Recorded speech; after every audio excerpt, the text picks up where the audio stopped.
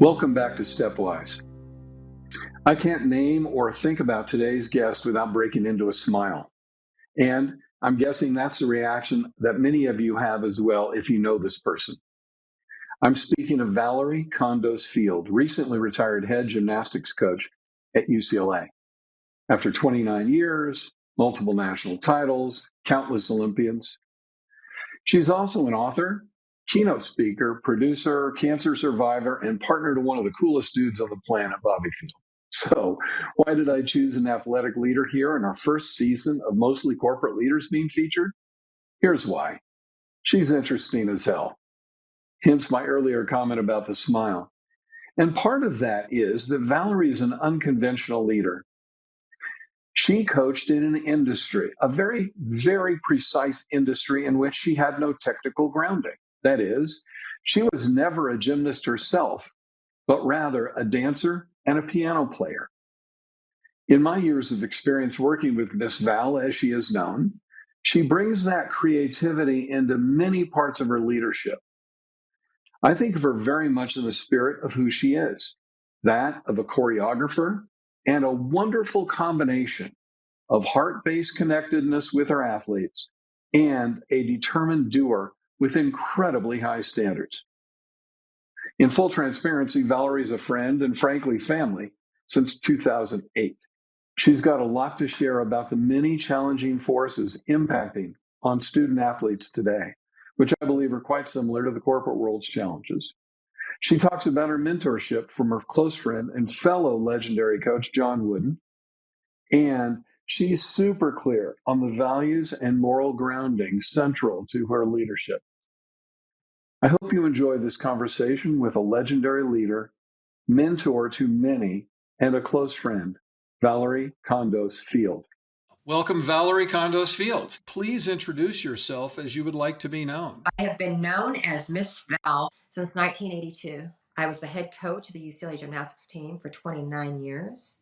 The reason why I got the moniker Miss Val was because I was a professional ballet dancer when I got to UCLA and started working as the dance coach with the gymnastics team. And one of the student athletes said, well, if you've never done gymnastics and you're not a coach, then should we call you Miss Val instead of Coach Val? And I said, sure, call me Miss Val. And it stuck ever since 1982.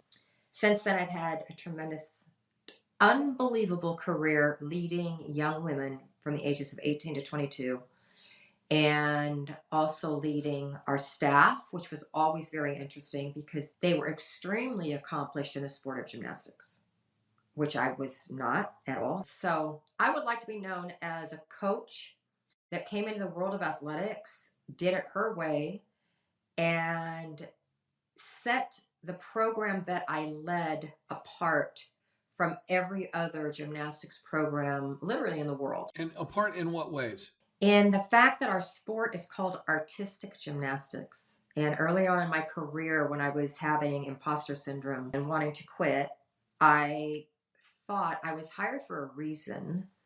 What do I bring that's unique to this position? And it was so clear to me. It was like, yeah, I've never done a cartwheel and I can't teach a proper cartwheel, but there's nobody coaching in the sport of gymnastics as a head coach or an assistant coach that has my history in the world of classical ballet and choreographing. I knew that I could bring to life the movement of these gymnasts in ways that hadn't been showcased before on this level. And it's interesting because I have people say to me since I retired, UCLA still has the talent. What is different?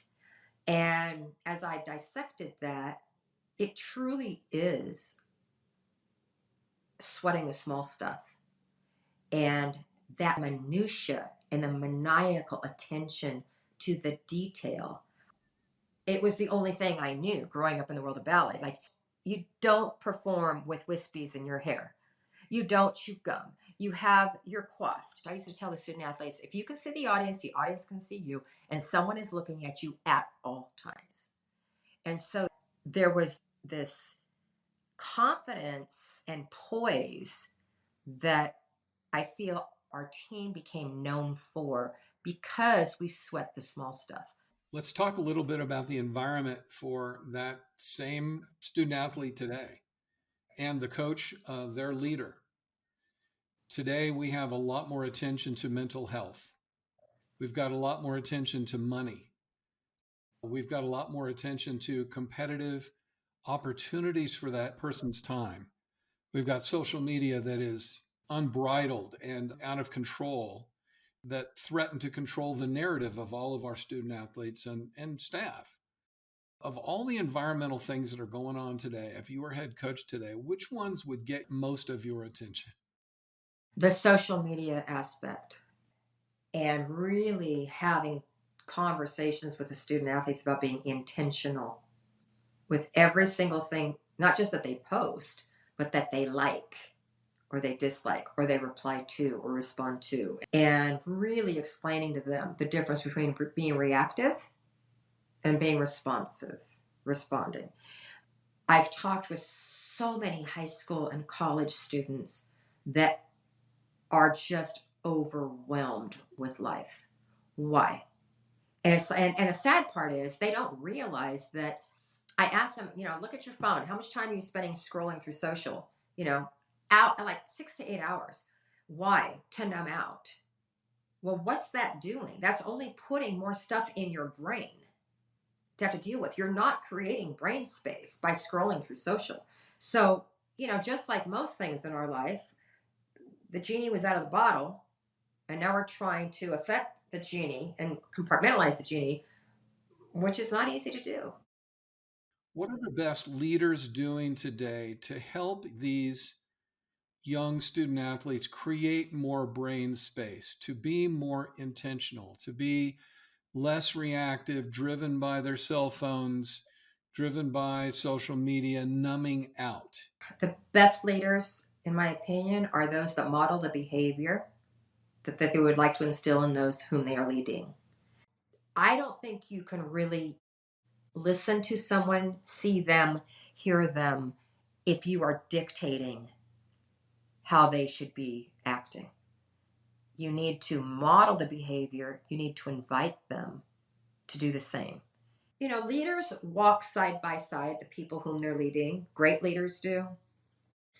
And in that walk, just model the behavior, including, because our world is changing so quickly, including model how to be able to have the humility to be able to say, I don't know the answer to that, but I'm going to go figure that out. I love what you're saying.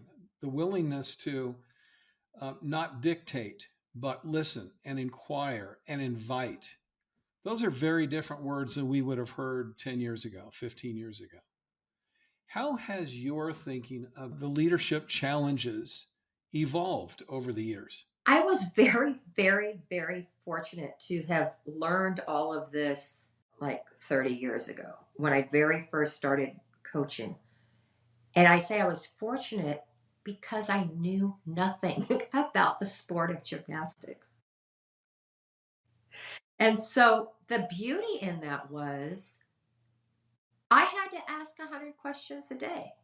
And as we know now, the best way to teach is to give even just a correction or ask them to figure it out and then to back off and give them 4 or 5 turns figuring this out on their own versus the way most coaches coach.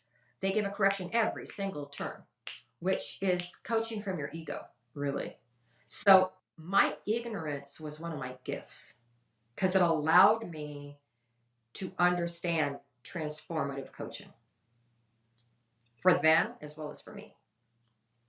And it's because you came from a very different background that you didn't have that kind of technical part to fall back on? Yes. And at my first 2 or 3 years that I was a head coach, I was horrible. I postured as a head coach and I pretended to have answers and nobody believed me. We were horrible. We sucked as a team, but it wasn't because we didn't have talent. We sucked because the leader was coming from a place of inauthenticity. I was literally mimicking people that I thought were great leaders. They weren't great leaders. They were great technicians and strategists. I would assume you can't tell every athlete everything that's floating in your mind at any given time. You have to tell the truth about some things and maybe hold back, I'm guessing, on other things at times. Where are the limits of authenticity in your mind? Something that I actually recently learned, I read something that Rumi said, before you speak, make sure that all of your words pass through three gates. And is it true? Is it kind? And is it necessary? And some of the areas that I'm looking back on my career that I didn't do a good job leading and coaching. Was it true? Yeah. Was it kind? Yeah, because I think being clear is kind. Was it necessary in that moment? And when I did a crappy job in coaching, it's that third one that I can't check that box. It was not necessary. And I said it anyway because I thought, well, if I'm being authentic, I have to say everything that I'm thinking. And if I have to tell her how she's screwing up, well, maybe I do, but is it necessary in a team meeting? No. Would it have been better one-on-one? Yeah. That requires a great deal of intentionality, self awareness, maturity, all of that on the part of the leader. It's really easy to get into the little ego lane when you're a leader. When you have a title, it's really easy to just get all puffed up and think that you have the right to say whatever you want, however you want, whenever you want. But that is not staying true to your task of affecting change. I think every single coach, maybe parent, maybe teacher has said the same lines over and over and over and over again. I've told her 100 times. Stop listening to yourself talk and figure out a different way because you're not taught until they've learned, right? So figure out a different way. There's an interesting switch here that's occurring that I really love. When I initially started these interviews, I was thinking about authenticity as something that is just self-focused. Like, I'm going to be authentic. I'm going to tell the truth. What you're implying is, especially with Rumi's 3 screens, the leader really has to be other-centered. They have to pay attention to what's going on in that, call them follower, call them student athlete, call them whatever, as well as, kind of making some choices about, is it true? Is it fair? Is it necessary? And also the stuff you're talking about with respect to listening, inviting, walking alongside of, that really implies an other-centeredness. Where have you seen a leader do that really well? Well, as you know, I had the greatest mentor on the planet in John Wooden. And one thing that everybody who knew Coach would say is he never gave advice. And he would ask questions that would stimulate your own authentic response. Very quick story. It was 9/11, and it was the first day that our team was reporting for that year. And I got in my car and turned on the news, and I hear the horrific news of what happened.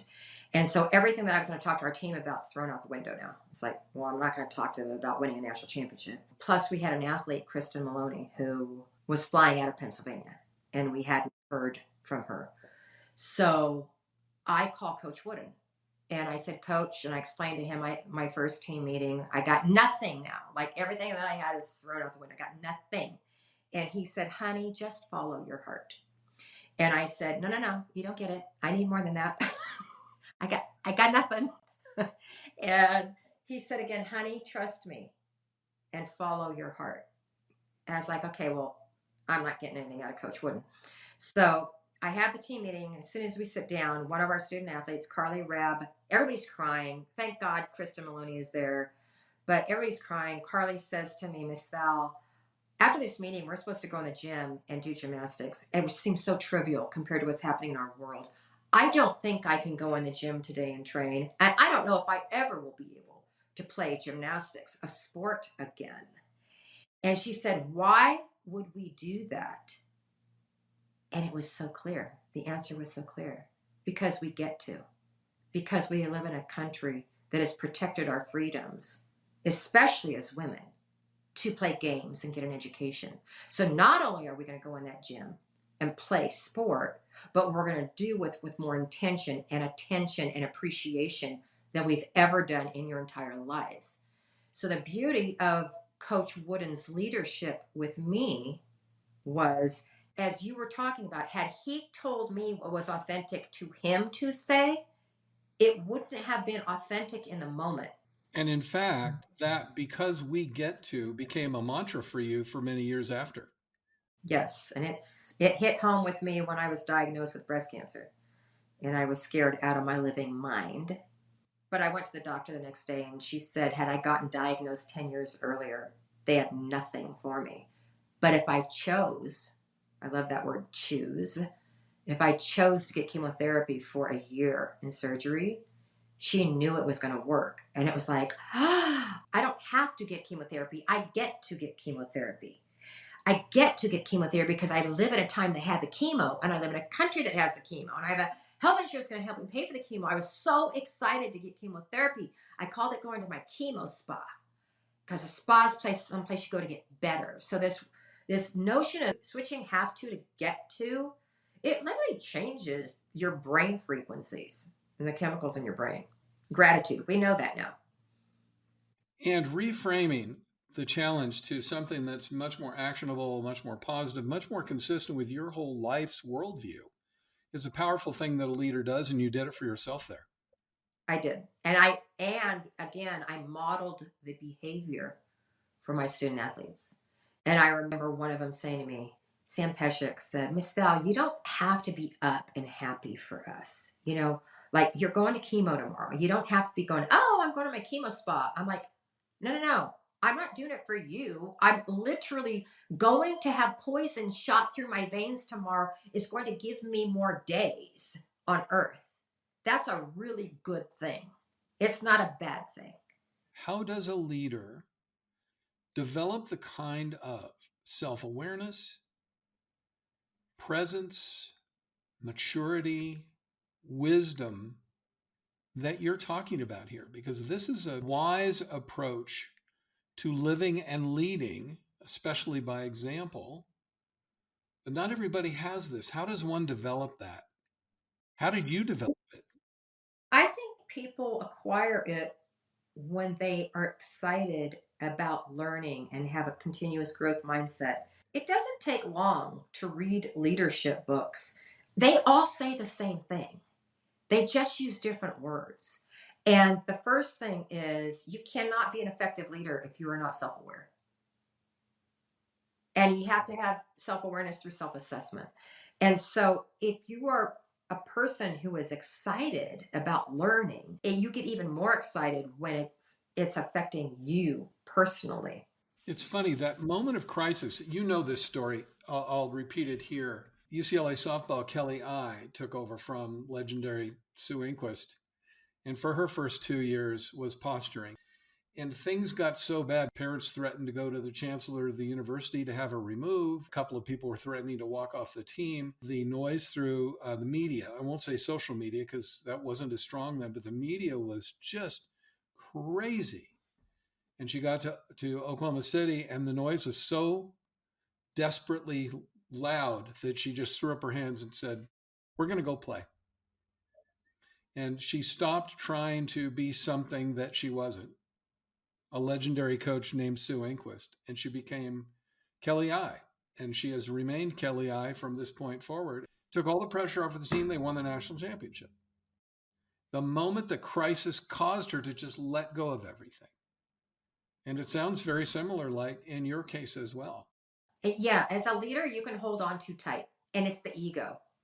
And similarly, our last national championship we won in 2018, there were 6 teams on the floor on the last night. It was called the Super Six. It's now down to 4 teams, but we were in 5th or 6th place the entire competition. And we went to the last event, which was balance beam. And we had a really good beam team. And for every student athlete, you as a head coach, you have a cue for them. You got to tell athlete can't go up and compete unless the head coach tells them they're cue and reminds them of their cue, even though they've been doing this, the whole season. So the very first student athlete I went up to, she grabbed my hands, looked me in the eyes, and said, "I got this, Miss Val." And I didn't say anything. I released it. I released the ego from thinking, oh, my athlete can't compete well unless the head coach says something. So I gotta say it. I released that notion, and she PR'd, and you can read about it in my book. But literally, we had to average a 9.95 of 5 of the 6 student athletes. And of the other 5 teams that had already competed on beam, there was not one 9.95 earned. And we had to average 5. And it's like the only way I know this so clearly.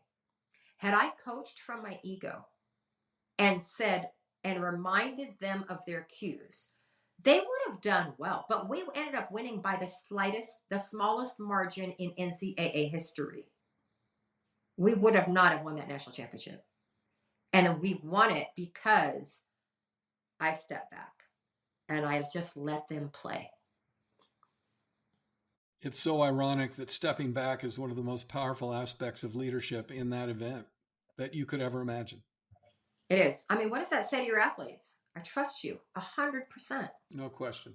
Part of your responsibility as a head coach was to bring on younger coaches. What's the best way to coach up one of those young coaches into this, not entirely lacking ego, but less ego than they might have otherwise, into a more other-centered thing? The first person that comes to mind is the one that you have worked with as well, Jordan Weaver. And Jordan Weaver was an Olympic gold medalist. She was a world champion gold medalist. And she came to us, and after she graduated, she decided to stay on as our volunteer coach. Well, she had never coached before. And so I said, you're going to be in charge of the floor exercise, and you're in charge of everything that goes into that. The periodization of the training, the tumbling. I will choreograph the dance, but I will tell you how to clean it. And Jordan was 22 at the time. So she's the same age as the student athletes, as the seniors on the team. And she says to me, okay, Miss Val, I can do all that technical stuff, but when it comes down to competition and it's one-on-one and I have to say something to the athlete before they go up on floor, that's when I need you to step in. I said, no, you don't. I said, I will be there if you absolutely get stuck, but you got it. She goes, how will I know? And okay, let's go back to what Coach Wooden told me. I said, just trust your heart, Joe. You'll know. I said, but I'm going to give you, just remember, coach them from the place that they're at and not from a gold medal Olympian's position.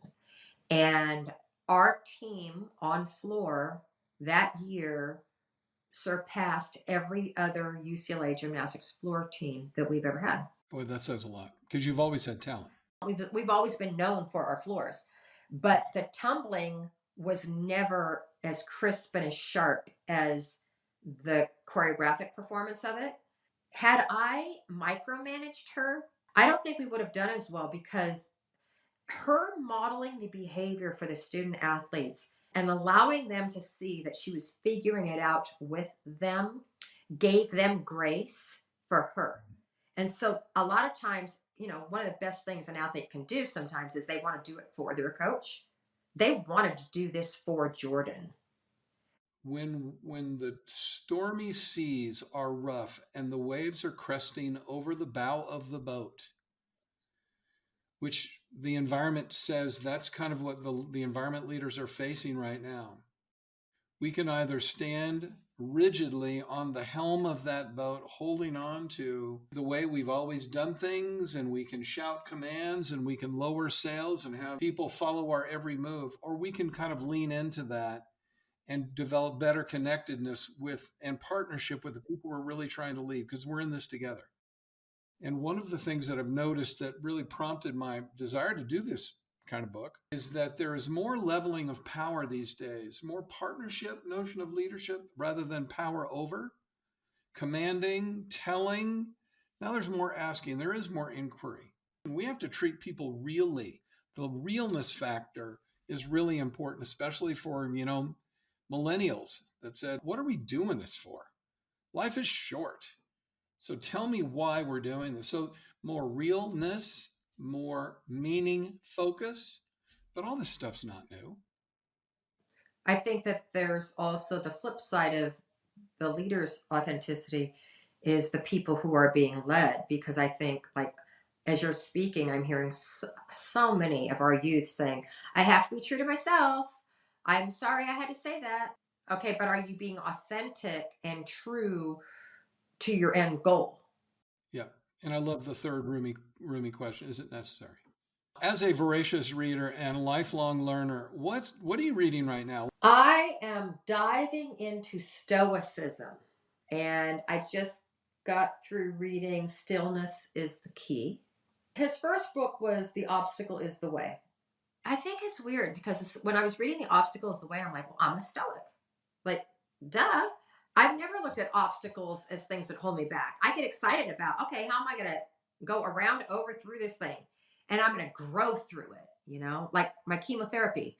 I'm not just going to go through cancer, wait till I'm over. I'm going to grow through this experience.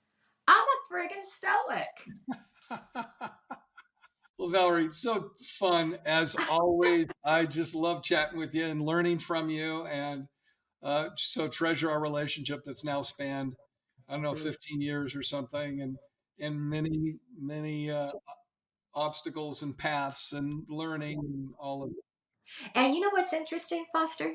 Thinking about some of the best responses to those obstacles and you and I discussing them was quiet and stillness. For a deeper exploration of your own journey, you can find tools, stories, and reflection questions in my book, Leadership, Rethinking the True Path to Great Leading, or by following me on social media. I'm on LinkedIn and Instagram as Foster Mobley. Until next time, Stepwise. Thank you for listening to Stepwise. Stepwise is brought to you by Dr. Foster Mobley. Edited and promoted by Zetis. You can listen to more episodes wherever you stream podcasts. Find out more at fostermobleymT.com or follow us on social media at Foster Mobley. That's FOSTERMOBLEY. We look forward to having an inspiring conversation with you soon.